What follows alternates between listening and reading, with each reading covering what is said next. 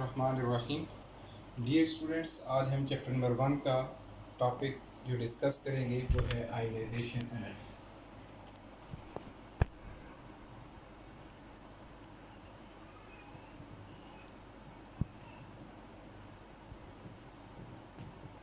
Ionization energy.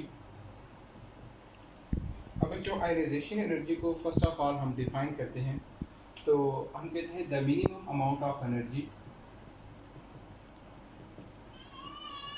The minimum amount of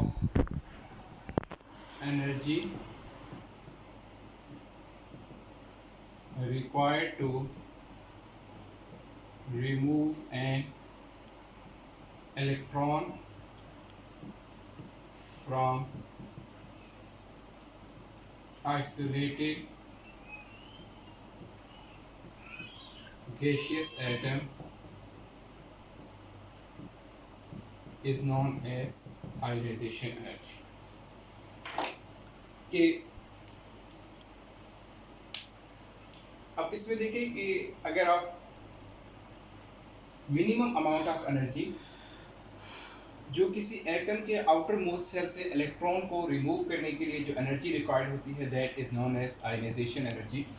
अब इसमें let's suppose हम एक एटम सोडियम को देखते हैं। अब सोडियम का एटॉमिक नंबर 11 है। इसके प्रोटॉन में न्यूक्लियस में 11 प्रोटॉन्स होंगे। बाहर फर्स्ट सेल में 2 इलेक्ट्रॉन्स, सेकेंड शेल में 8 इलेक्ट्रॉन्स और थर्ड शेल में आपके पास 1 इलेक्ट्रॉन है।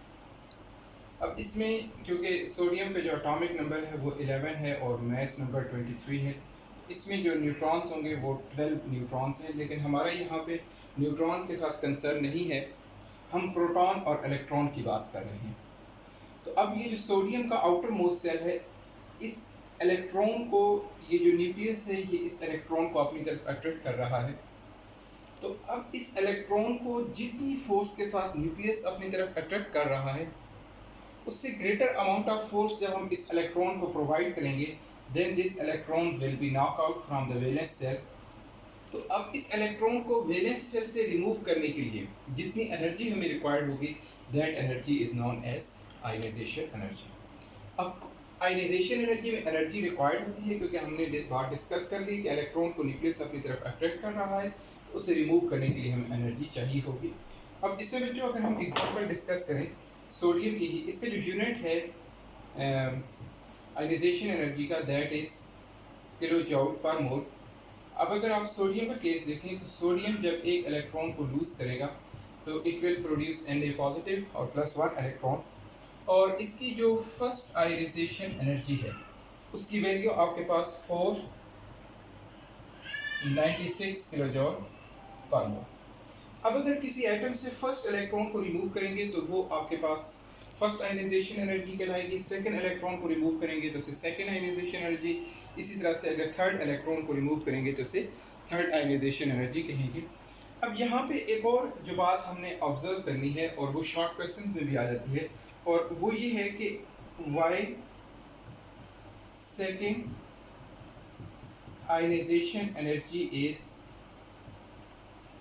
Greater than first ionisation energy. कि किसी एटम से अगर हम सेकंड इलेक्ट्रॉन को रिमूव करना चाहते हैं तो सेकंड इलेक्ट्रॉन को रिमूव करना हमारे लिए मुश्किल होगा as compare to first electron. अब इससे बच्चों हम एक एग्जांपल देखते हैं मैग्नीशियम की। इस स्ट्रक्चर से मैं आपको पहले बात एक्सप्लेन कर दूं, फिर उसके बाद हम इसकी वैल्यूज़ की तरफ आते हैं और इसको एक्सप्लेन कर लेंगे। अब मैग्नीशियम का एटॉमिक नंबर जो है ना वो 12 है और इसका मास नंबर जो है ना वो 24 है। तो अब इसके अगर न्यूक्लियस की बात करें तो इसके न्यूक्लियस में जो प्रोटॉन्स होंगे वो 12 प्रोटॉन्स हैं और न्यूट्रॉन वो भी कितने होंगे, 12 होंगे। अब इसके अगर फर्स्ट सेल की बात करें तो फर्स्ट सेल में इसके 2 इलेक्ट्रॉन्स हैं, सेकेंड शेल में इसके 8 इलेक्ट्रॉन्स हैं, और अगर हम थर्ड शेल की बात करें तो उसमें 2 इलेक्ट्रॉन्स हैं। अब बच्चों इसमें 12 प्रोटॉन्स हैं और 12 ही इलेक्ट्रॉन्स हैं। अब इसके जो आउटर मोस्ट सेल में ये 2 इलेक्ट्रॉन्स हैं। अब इसमें क्या होगा कि जब हम एक इलेक्ट्रॉन को यहाँ से रिमूव कर देंगे तो इस इलेक्ट्रॉन को रिमूव करने के लिए हमें जो एनर्जी चाहिए होगी वो फर्स्ट आयनाइजेशन एनर्जी चाहिए होगी। तो अब देखिए आपके पास जो रिमेनिंग इलेक्ट्रॉन्स हैं वो 11 इलेक्ट्रॉन्स हैं और प्रोटॉन्स जो है वो 12 है। तो इट मीन्स कि अब ये जो इलेक्ट्रॉन है आपके पास वैलेंस सेल में, इस पर न्यूक्लियर की अट्रैक्शन बढ़ जाएगी क्योंकि अब आपके पास जो प्रोटॉन्स हैं वो ज़्यादा हो गए हैं एज़ कम्पेयर टू इलेक्ट्रॉन। तो एज ए रिजल्ट इस इलेक्ट्रॉन को रिमूव करने के लिए हमें जो एनर्जी रिक्वायर्ड होगी वो फर्स्ट इलेक्ट्रॉन की कंपैरेटिवली जो है ना greater amount of energy required होगी। उसकी रीज़न क्या है कि जब एक इलेक्ट्रॉन हम लूज़ करेंगे तो उसके बाद न्यूक्लियर की अट्रैक्शन जो रिमेनिंग इलेक्ट्रॉन्स हैं उन पर बढ़ जाएगी। तो जितना न्यूक्लियर की अट्रैक्शन ज़्यादा होगी उतनी ग्रेटर अमाउंट ऑफ एनर्जी हमें चाहिए होगी इलेक्ट्रॉन को रिमूव करने के लिए। तो इसके आंसर में हम लिखते हैं when a neutral atom loses one electron, it forms a positive ion which contain greater number of protons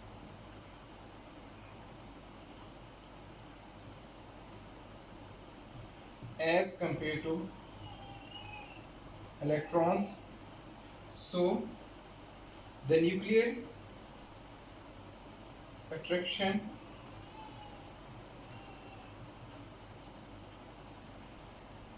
increased for the valence shell,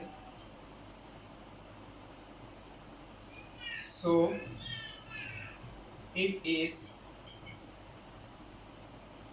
difficult to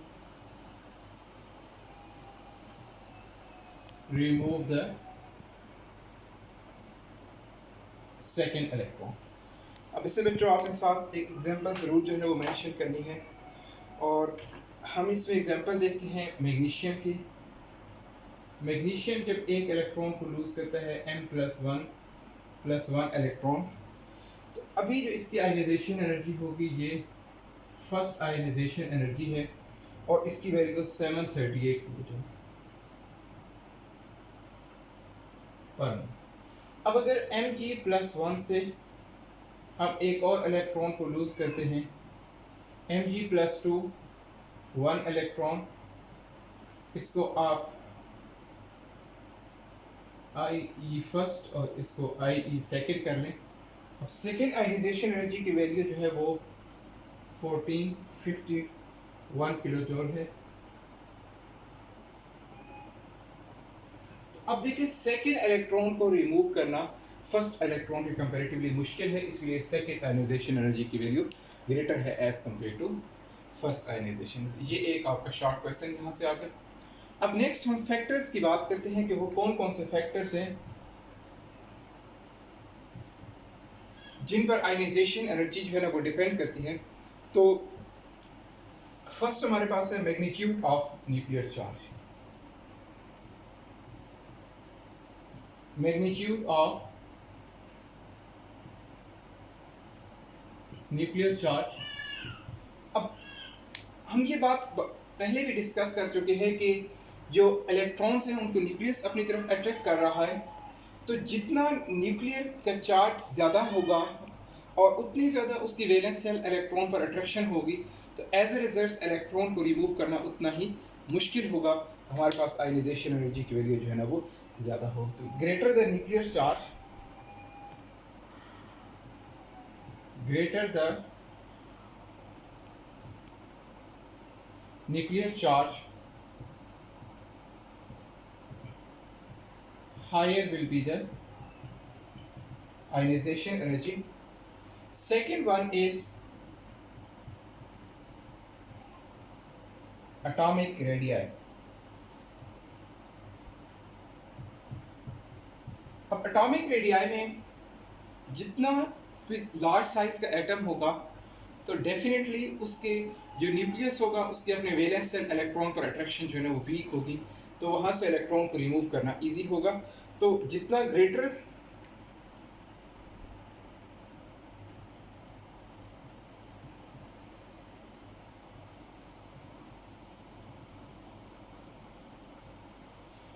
atomic radii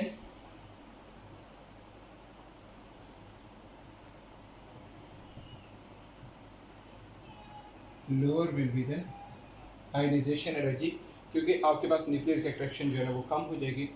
और थर्ड जो स्टेप है वो है शील्डिंग इफेक्ट।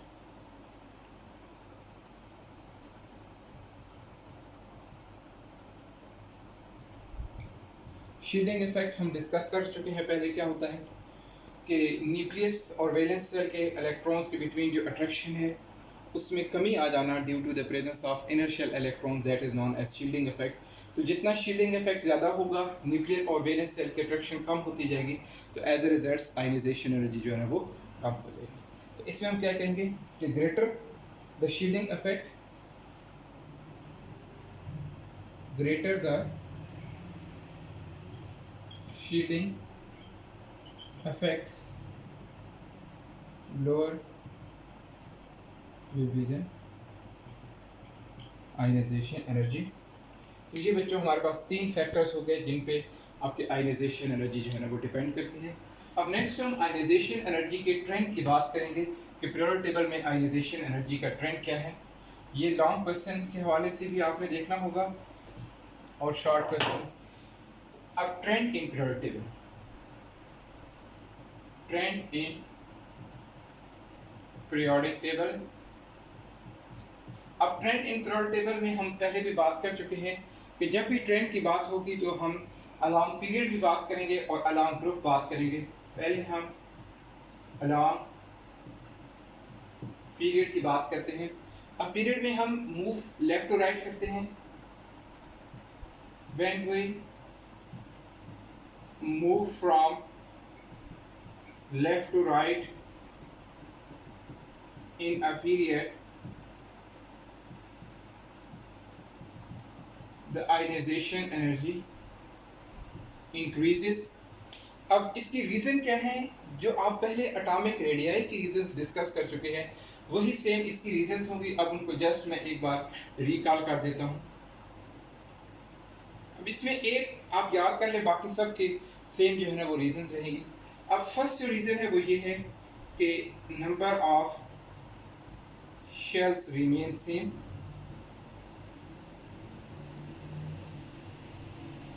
सेकेंड, जब shell same रहेंगे तो the attraction between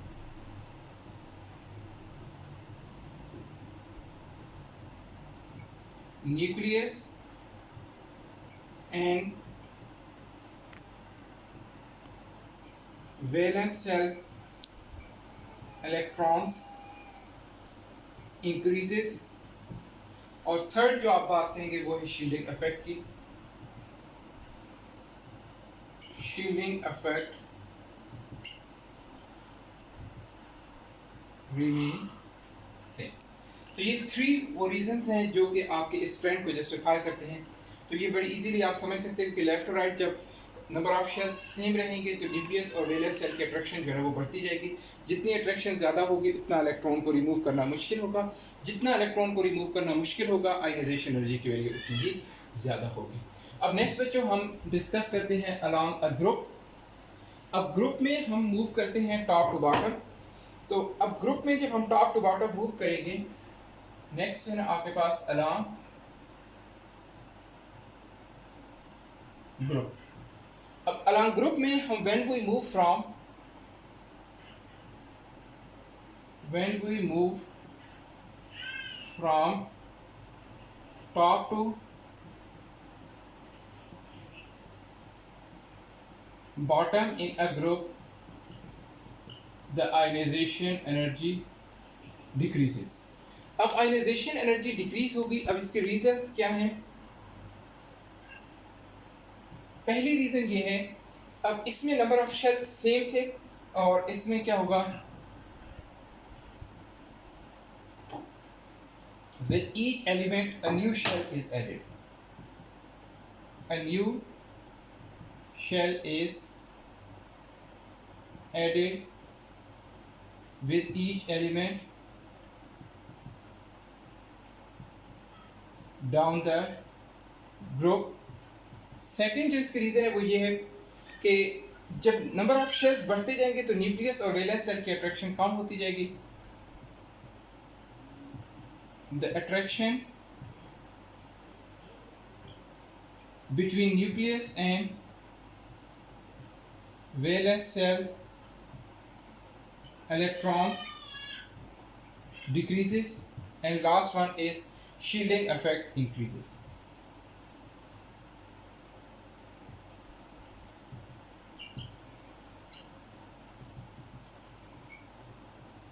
तो ये वो 3 रीजंस हैं जिनकी बेस पे हम इस बात को जस्टिफाई कर सकते हैं कि why ionization energy decreases from top to bottom in a group. अब यहाँ पर भी मेन वही बात है कि जब हम टॉप टू बॉटम मूव करते हैं तो आपके वैलेंस सेल इलेक्ट्रॉन न्यूक्लियस से अवे होते जाते हैं। जितना न्यूक्लियस से अवे होते जाएंगे तो उन पे न्यूक्लियर की अट्रैक्शन कम होती जाएगी, तो एज अ रिजल्ट वहाँ से इलेक्ट्रॉन को रिमूव करना ईजी हो जाएगा। ओके स्टूडेंट्स, अल्लाह हाफिज़।